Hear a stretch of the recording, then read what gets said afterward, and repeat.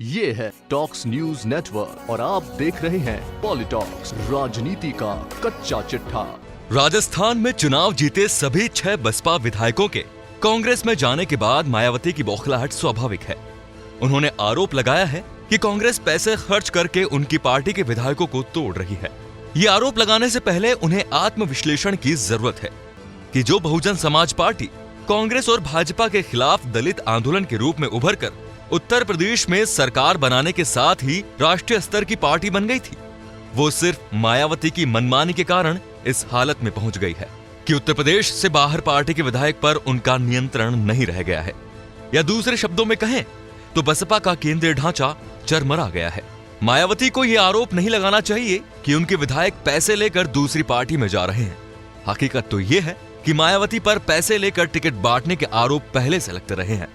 राजस्थान में एक बसपा नेता खुलेआम कह चुके हैं कि उनकी पार्टी प्रमुख पैसे लेकर टिकट देती है और उससे ज्यादा पैसे मिल जाएं तो वो उम्मीदवार भी बदल देती है। मायावती ने इन आरोपों का कभी भी खंडन नहीं किया। अपने जन्मदिन पर करोड़ों रुपए के नोटों की माला पहने हुए मायावती की तस्वीरें अभी तक लोगों को याद है। मौजूदा स्थिति में राजनीति पर भाजपा का वर्चस्व हो चुका है। कांग्रेस प्रमुख विपक्षी पार्टी के रूप में अपना अस्तित्व बनाए हुए है।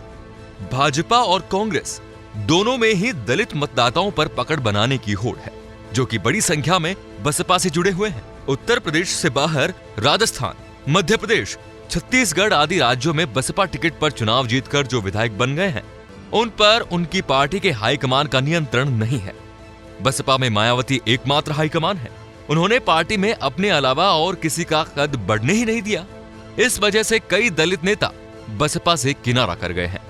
राजस्थान में जिन 6 विधायकों ने बसपा छोड़कर कांग्रेस की सदस्यता ले ली है, उनमें से 5 करोड़पति हैं और एक की संपत्ति 1 करोड़ से 5 लाख रुपए ही कम है। मतलब सभी अच्छे खासे संपन्न हैं। ज्यादातर विधायक ऐसे हैं जो कांग्रेस से या भाजपा से टिकट नहीं मिलने के बाद बसपा के टिकट पर चुनाव लड़े हैं। ऐसे विधायकों को अब पार्टी के हित से ज्यादा अपनी निजी राजनीतिक भविष्य ज्यादा महत्वपूर्ण लगने लगा है। देश में ऐसे कई नेता हैं जो किसी विचारधारा से बंधे हुए नहीं हैं और राजनीति उनके लिए व्यवसाय है। वे एक पार्टी से टिकट नहीं मिलने पर दूसरी पार्टी का टिकट लेने का प्रयास करते हैं। बसपा ऐसे लोगों को टिकट दे देती है जो प्लेटफॉर्म की तरह बसपा का इस्तेमाल कर लेते हैं। पार्टी को इस स्थिति में पहुंचाने के लिए मायावती के अलावा और कौन जिम्मेदार है? बहरहाल मायावती का विलाप चलता रहेगा और बसपा के टिकट जीतने वाले संपन्न विधायक मौका परस्त बने रहेंगे। बसपा का चुनाव चिन्ह हाथी है। मायावती समझती होंगी कि हाथी पर काबू करना बहुत मुश्किल है और उनका हाथी पूरे देश में मंथर गति से आगे बढ़ भी रहा था। लेकिन राजस्थान में अशोक गहलोत ने हाथी पर काबू करने की जादूगरी दिखा दी है। 10 साल पहले भी बसपा के 6 विधायक गहलोत सरकार के साथ जुड़ गए थे और कांग्रेस में शामिल हो गए थे।